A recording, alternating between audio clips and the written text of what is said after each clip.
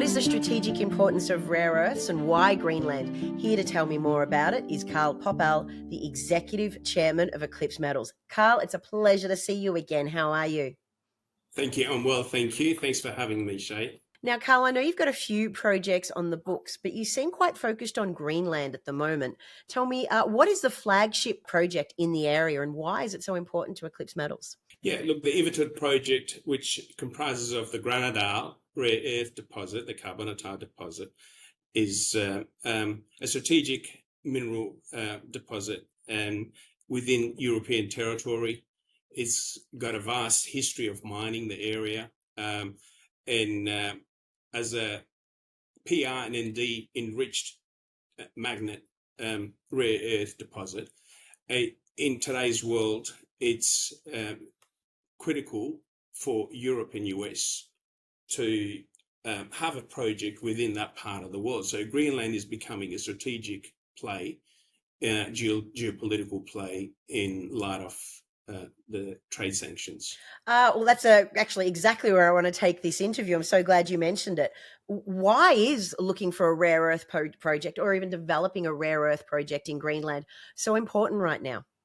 It is obviously because of what's happening geopolitically, and we're caught out obviously in the middle of all of that, and we're enjoying all of that. We're fortunate to have a strategic mineral from our focus primarily is to delineate projects or critical minerals from projects that have got strategic mineral aspects and also from an ethical source with low impact within Western jurisdiction.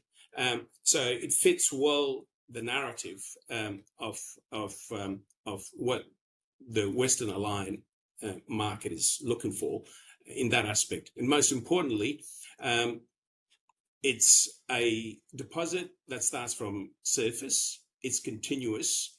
Geophysical is indicating the actual mineralization is continuous up to 500 meters deep. So we've got drilling up to 200 meters now on this particular. The 89 million tons is set to increase in size.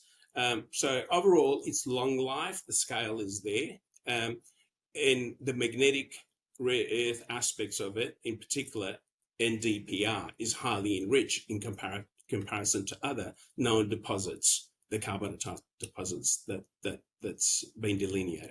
Now, we're about to put my Greenlandic under some pressure with my next question. Now, I know the Grønnedal project actually has two aspects to it.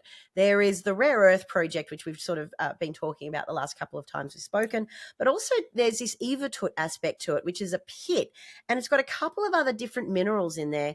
Can you very briefly just let me know what they are and sort of what phase that is at?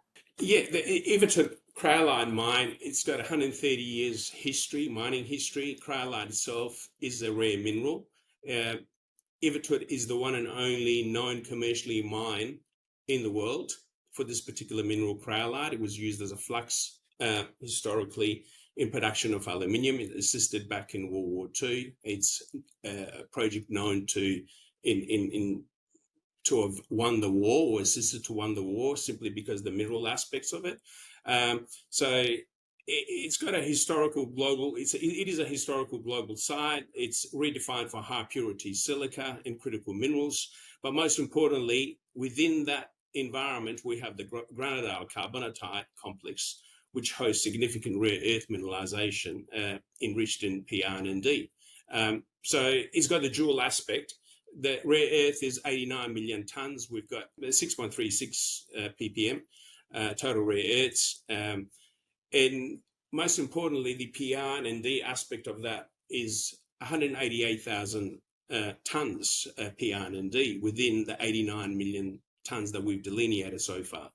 And let me focus on the fact that this is only 6% or about 6% of the total carbonatite footprint that we have so far. So overall, the scale is massive. The potential are huge. There's a historical legacy that it can be it has been a strategic project before, and it can play a role again. And so Eclipse is at the front trying to rejuvenate that history. in Greenland. Oh, I certainly look forward to our future updates on that. But just before you go, could we give investors an idea of some of the work you'll be doing on this project over the next few months? Yeah, certainly. Look, at the moment, we've just completed the drilling at Grønnedal. The rig has shifted to Ivigtût below, and we're trying to complete the drilling in that part of the tenement. We also have the metallurgical assessment. We got the SGS mineralogical assessment, which is quite encouraging.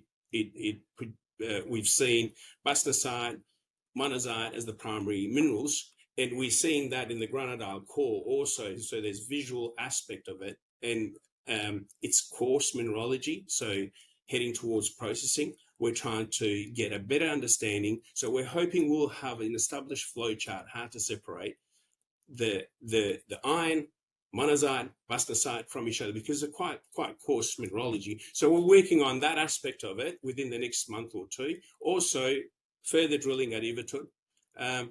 Subsequent to that, we're hoping the analytical results, the core will be shipped out to the laboratory as we complete the drilling. We'll have the analytical data and expansion of the actual mineralization from the 89 million tons to a substantial size. That sounds fantastic, Carl. Listen, thank you so much for taking the time to jump on. I look forward to our next update. Thank you very much, Shay.